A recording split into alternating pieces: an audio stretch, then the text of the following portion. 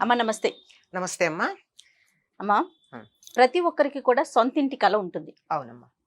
ముందు ఉమ్, నీకేం కావాలి అని ఉమ్, అడిగితే ముందు ఒక ఇల్లు కట్టుకోవాలి. ఉమ్, మన నేచర్ అది. ఉమ్, కానీ ఈ కళను అసలు ఎప్పుడు నెరవేర్చుకోవాలి? ఇవాళ రేపు చూస్తుంటే చాలా మంది పిల్లలు నేను ఇల్లు కట్టుకున్నాకే పెళ్లి చేసుకుంటాను ఉమ్, అనే డైలాగ్ మనం వింటున్నది. ఆడపిల్లలైనా మగపిల్లలైనా సొంత ఇల్లు ఉంటేనే పెళ్లి అనే ఉమ్, ఒక వర్షన్కి వెళ్ళిపోయారు. అవును. లేదు, పెళ్లి అయిన తర్వాత ప్లాన్ చేసుకోవాలనుకోండి, ఉమ్, అంటే కొన్ని రోజులు ఎంజాయ్ చేద్దాం, ఉమ్, కొంత సంపాదన పెరిగాక ఆలోచిద్దాం అనేది ఒక వర్షన్. లేదు, ఏదన్నా ఒక లోన్కి వెళ్ళి ఇల్లు తీసుకుందాం అనేది ఒక ఆలోచన. అసలు మీరేమంటారు? సొంతింటి కలని ఎప్పుడు నెరవేర్చుకోవాలి? అమ్మా, సొంత ఇల్లు ఉండాలి అన్నది నిజంగా మంచి ఆలోచన. ఎందుకు అంటే అద్దె ఇంట్లో ఎప్పుడు వెళ్ళిపోమ్మంటారో వాళ్ళకి ఇష్టం లేకపోయినా మనకిష్టం లేకపోయినా వెళ్ళిపోవాల్సి ఉంటుంది. ఉమ్, కానీ ఒకప్పుడు ప్రభుత్వ ఉద్యోగులు తొందరగా ఇల్లు కొనుక్కునేవాళ్ళు కాదు. కాదమ్మా. కాదు ఎందుకు అంటే ట్రాన్స్ఫర్లు ఉండేవి. ఆ, ఏ ఊళ్ళో కొనుక్కోవాలి ఇల్లు? అదేలే అనే క్వశ్చన్ మార్క్. అంచేత ట్రాన్స్ఫరబుల్ జాబ్స్. అప్పట్లో ఫర్నిచర్ కూడా అంతా ఫోల్డబుల్ ఫర్నిచర్ ఉండేది. టేబుళ్ళు, కుర్చీలు, మంచాలు. ఆ ట్రాన్స్ఫర్ అనగానే గబగబగబా వాటి అన్ని విప్పదీసేసి ప్యాక్ చేసేసి వెళ్ళిపోవడం. అది ఆ పరిస్థితి మారింది. అప్పుడు వాళ్ళు ఎప్పుడంటే రిటైర్మెంట్ సమయానికి ఏ ఊళ్ళో రిటైర్ అవ్వదలుచుకున్నారో, ఏ ఊళ్ళో సెటిల్ అవ్వదలుచుకున్నారో, లేదా సొంత గ్రామం ఉంటే అక్కడ ఆ ఇల్లు కట్టుకునే ప్రయత్నం చేసేవాళ్ళు. అప్పుడు కూడా చాలా మప్పితంగా చిన్నదిగానే కట్టుకునేవారు. ఎందుకని? రిటైర్మెంట్ వయసు వచ్చేటప్పటికి పిల్లలు కూడా పెళ్ళిళ్ళయి, ఆడపిల్లలైతే పెళ్ళిళ్ళయి వెళ్ళిపోవడం, మగపిల్లలైనట్టయితే ఉద్యోగాలకు వెళ్ళడం ఇలా జరిగేది. లేదు, ఇక్కడే ఉంటాము అని గ్యారంటీగా అనుకుంటే 2 ఊళ్ళల్లో ఉన్న వాళ్ళకి అటువంటి ఒక పాదుకుపోయే ఉద్దేశం ఉంటుంది. వాళ్ళు, వాళ్ళ పిల్లలు, వాళ్ళు అందరూను. ఒకటి హైదరాబాదు, ఇంకొకటి బెంగుళూరు. ఈ 2 ఊళ్ళల్లో ఉండేవాళ్ళు ట్రాన్స్ఫర్లకు ఇష్టపడరు. ఇక్కడే స్థిరోభవ వరదోభవ అన్నట్టు ఉండడానికి ప్రయత్నం చేస్తారు. మిగిలినటువంటి ఇక్కడ ఉద్యోగాలకి గమ్మత్తుగా అమెరికా లాంటి దేశాలకు వెడితే ఇష్టపడతారేమో కానీ ఇండియాలో మరో చోట ఉద్యోగానికి పెద్దగా ఇష్టపడరు. అవును. అమెరికా వెళ్ళారనుకోండి, వీరు కట్టుకున్న ఇల్లు ఏమవ్వాలి? కష్టపడి కట్టుకున్నది ఎవరికో అద్దెకి ఇచ్చి వెళ్ళాలి. తీరా వచ్చేటప్పటికి మనం అనుకున్నట్టు ఉంటుందా ఇల్లు? వాళ్ళు వాళ్ళకు అనుకూలంగా మార్చుకుంటారు. ఇల్లు ఎప్పుడూ కూడా ఆ కట్టుకున్నటువంటి వారి యొక్క మనస్తత్వానికి ప్రతిబింబంగా ఉంటుంది, వ్యక్తిత్వానికి. నా వ్యక్తిత్వానికి అనుకూలంగా నేను ఇక్కడ ఇల్లు కట్టుకుని నేను విదేశాలకు వెళ్ళిపోయి 10 ఏళ్ళ వరకు అద్దెకిస్తే అద్దెకున్న వాళ్ళు వాళ్ళ ఇష్టానుసారంగా దాంట్లో కొన్ని మార్పులు చేస్తే ఇది నా ఇల్లేనా, నే కట్టుకున్నదేనా అన్నటువంటి సందేహం కలుగుతుంది. ఎన్ని ఆలోచించాలో చూడండి ఇల్లు కట్టబోయే ముందు. అందుకే ఏమన్నారు మన వాళ్ళు, ఇల్లు కట్టి చూడు, పెళ్లి చేసి చూడు అన్నారు. ఈ 2 ఇతరులకి చెప్పడం కాదు, మనం చేస్తే తెలిసేటటువంటివి.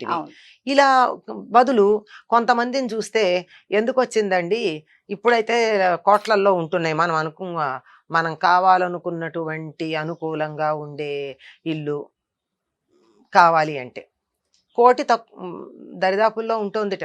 1 కోటి రూపాయలు పెట్టి నేను కొనుక్కునే బదులు అది బ్యాంకులో వేసుకుని వచ్చే వడ్డీతో ఈ ఇల్లు విసుగుబుడితే మరోటి, మరో ఇల్లు విసుగుబుడితే మరోటి, ఈ లొకాలిటీ కాదంటే ఆ లొకాలిటీ, ఆ లొకాలిటీ కాదంటే ఈ లొకాలిటీ, నా పిల్లలు చిన్నవాళ్ళు, ఈ స్కూలు దగ్గర వాళ్ళు చదివే స్కూల్కి దగ్గరికి ఇక్కడ ఫ్లాట్ తీసుకుంటాను, వాళ్ళు కాలేజీకి వస్తే కాలేజీ దగ్గర ఫ్లాట్ తీసుకుంటాను అని దానికి ఇష్టపడేటటువంటి వాళ్ళని కూడా నేను చూస్తున్నా. వాళ్ళ ఫిలాసఫీ ప్రకారం అది కరెక్ట్, దాన్ని కాదనడానికి వీల్లేదు. బెర్నాడ్ షా అన్నట్టు fools construct the houses and wise live in it అంటాడు ఆయన. తెలివి తక్కువ వాళ్ళు వాళ్ళ శ్రమనంతా ఓడ్చి అంతా బట్టి అంతా కూడగట్టి ఇల్లు కట్టి అద్దెకిస్తారు. 2, 3 ఇళ్ళున్న వాళ్ళు ఏం చేస్తారమ్మా? అద్దెకిచ్చుకుంటారు. 2 ఇళ్లల్లో ఒకళ్ళు ఉండలేరు కదా, అంచేత అద్దెకిస్తారు. అద్దెకిచ్చిన తర్వాత ఏం జరుగుతోంది? మనం అనుకున్నట్టుగా మన ఇల్లు లాగా ఉండదు, ఎవరో ఉన్న ఇల్లు అవుతోంది.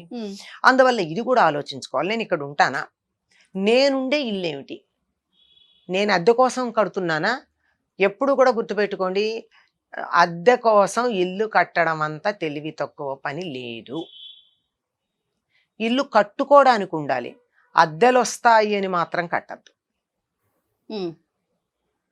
అది కమర్షియల్గా కట్టుకుంటే ఏవో 3, 4 అగ్గిపెట్టెల లాంటి ఫ్లాట్స్ కొనేసి అద్దెలకిచ్చి దాని మీద బతుకుతుంటే ఎంతకాలం ఆ అద్దెలు వసూలు చేసుకోవడం అనే మహత్కార్యాన్ని చేయగలం మనం? అది కూడా కష్టమే. కదా. అందువల్ల మనం ఉండడానికి అనుకూలంగా మనం ఉండదలుచుకుంటే దానికి తగినట్టుగా ఇల్లు కట్టుకోవడం తెలివైనటువంటి పని. అంతేగాని అప్పు చేసి కట్టుకోవడం దగ్గర వస్తోంది సమస్య. మన ఇందాక ఆర్థిక మీరు పరిస్థితుల్ని బట్టి మనం ఇల్లు కట్టుకోవాలంటారు. మీరు ఇందాక ఒక మాట అన్నారు, ఏమని, ఇల్లుంటే తప్ప పెళ్లి చేసుకోను అనేటటువంటి ఒక అభిప్రాయంలో ఉంటున్నారు అని. అబ్బాయికి ఇల్లుంది, అమ్మాయికి ఇల్లుంది, ఎక్కడుంటారట? అంతేనా? అంచేత ఆలోచించుకోవాలి. నాకు ఇల్లుంది గనక అమ్మాయికి అక్కర్లేదు, అమ్మాయికి ఉంది గనక నాకు అక్కర్లేదు, మళ్ళీ అహంకారాలకు పోకుండా ఉండాలి. నా ఇంట్లో నువ్వు ఉన్నావంటే నా ఇంట్లో నువ్వు ఉన్నావని అహంకారాలు పోతే ఇంకేముంది. కనుక అది కూడా ఆలోచించుకోవాలి.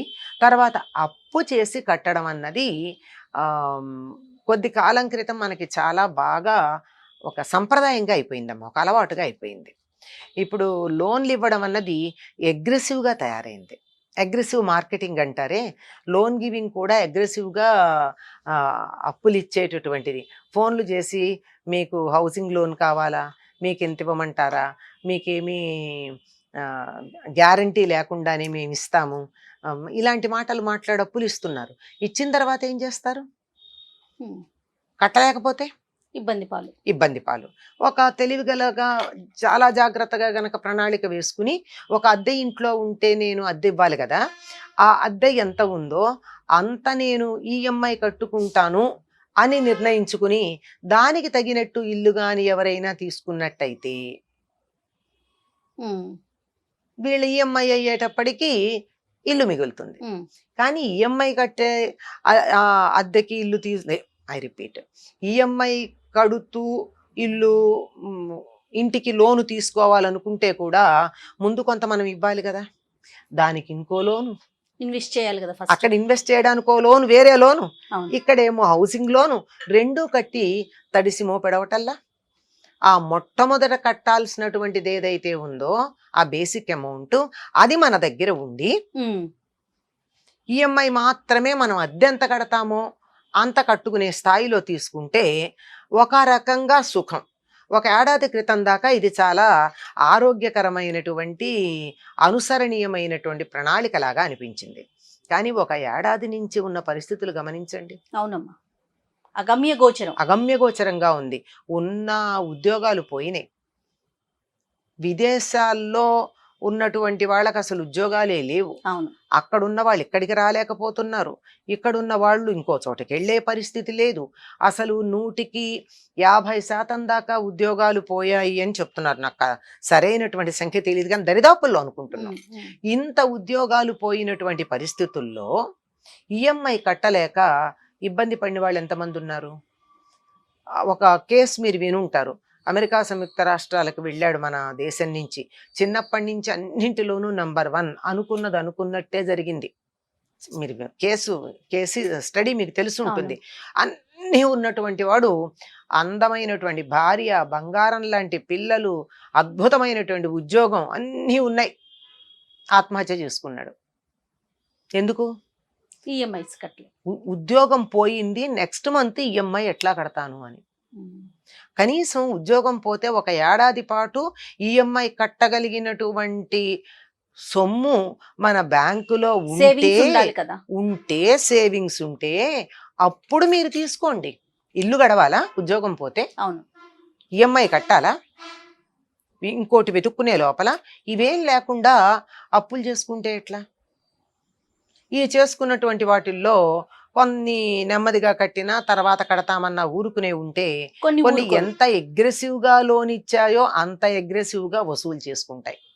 వాటి సంగతి ఏమిటి? మనం తీసుకునేటప్పుడు ఇన్ని ఆలోచించమే. కిందెక్కడో ఉంటుంది వాళ్ళు ఇచ్చిన దాంట్లో టీఎన్సీ అప్లై అని చిన్న అక్షరాలు.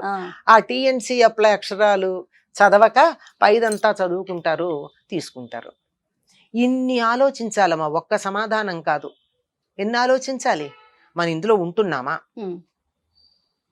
ఉంటూ అద్దె సేవ్ చేసుకోగలుగుతున్నామా, ఆదా చేసుకోగలుగుతున్నామా, ఇది మనకి సరిపోతుందా? రేపటి రోజున పరిస్థితులు తారుమారైనా కూడా సర్దుకోగలమా? అప్పు తీర్చగలమా? కనీసం అప్పు తీర్చగలిగినటువంటి స్తోమత ఉండి అప్పు చేయాలమ్మా. కరెక్ట్ అమ్మా.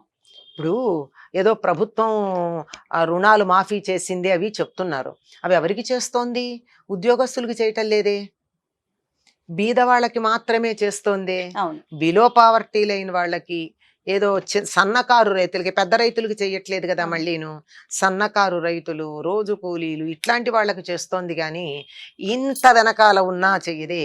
నీకు ఎంబీఏ లాంటి డిగ్రీ ఉండి, ఇంజనీరింగ్ అండ్ ఎంబీఏ డిగ్రీ ఉన్నటువంటి నీకు రుణమాఫీ చేస్తుందా గవర్నమెంట్?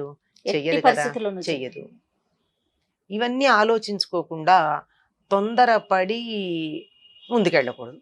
అంటే ఇప్పుడు కొనద్దని నేను చెప్పట్లా, అర్థం చేసుకోండి. మన ఆర్థిక పరిస్థితిని మనని మనం బేరీజు వేసుకుని నిలబడగలం అనేటటువంటిది ఒక నమ్మకం ఉండి, ఒక ఏడాది ఉద్యోగం లేకపోయినా నేను ఈఎంఐ కట్టగలను, తిండి తినగలను అనే భరోసా ఉన్నట్టయితే అప్పుడు అప్పు చేయండి.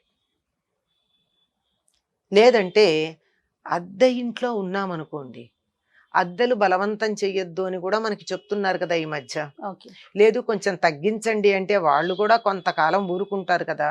ఈ ఫైనాన్స్ కంపెనీల కన్నా హౌస్ ఓనర్ బెటర్ కదా. అది లేదు అంత అద్దె పెట్టుకోలేకపోతే చిన్న చిన్న ఇంటికి వెళ్ళడము, పల్లెటూరుకి పారిపోవడము చెయ్యొచ్చు కదా. అందుకని ఎన్నో ఆలోచించాలమ్మా. అప్పు చేసి మాత్రం తీసుకోవద్దు. అప్పు చెయ్యొద్దు అని అనలే, ఎందుకంటే ప్రభుత్వాలే అప్పు చేస్తున్నాయి, దేశాలే అప్పు చేస్తున్నాయి. అమెరికా సంయుక్త రాష్ట్రాలకు కూడా అప్పు ఉంది, లేదనడానికి లేదు. తీర్చగలిగినటువంటి దన్ను ఉండి అప్పు చెయ్యాలి. నాకు నెలకి 1,00,000 రూపాయలు జీతం వస్తే నేను 10,000 అప్పు కళ్ళు మూసుకొని చెయ్యొచ్చు. నాకు 10,000 జీతం ఉండి 1,00,000 రూపాయలు అప్పు చేస్తే అది సమస్య. అంటే మన ఆర్థిక పరిస్థితిని బేరీజు వేసుకొనే ముందుకు వెళ్ళాలమ్మా. చాలా అందులోనూ ఇల్లు అన్నది, ఇల్లు కట్టడం అన్నది ఎంతమ్మా, 1,00,00,000 రూపాయలు పెట్టి ఇల్లు కట్టుకోవాల్సి, కట్టుకునేటటువంటి స్తోమత ఉన్నవాళ్ళు అంతకన్నా ఎక్కువగానే జీవితాన్ని మరో విధంగా ఆనందంగా గడపచ్చేమో. అంటే పరిస్థితులు అనుకూలం అననుకూలం అన్న దాని గురించే నేను చెప్తున్నా. 2 కోట్లు 10 కోట్లు పెట్టి ఇల్లు కట్టుకోకూడదు అంటలేదు నేను. 25 కోట్లు పెట్టి కూడా కట్టుకోవచ్చు, తప్పేం లేదు. కానీ ఆలోచించాలి. రైట్ అమ్మా. థ్యాంక్ యూ అమ్మా. నమస్తే. నమస్తే అమ్మా. ఈ వీడియో కనుక మీకు నచ్చినట్లయితే లైక్ చేయండి, షేర్ చేయండి. మరిన్ని ఇంట్రెస్టింగ్ వీడియోస్ కోసం మా ఛానల్ని సబ్స్క్రైబ్ చేసుకోండి.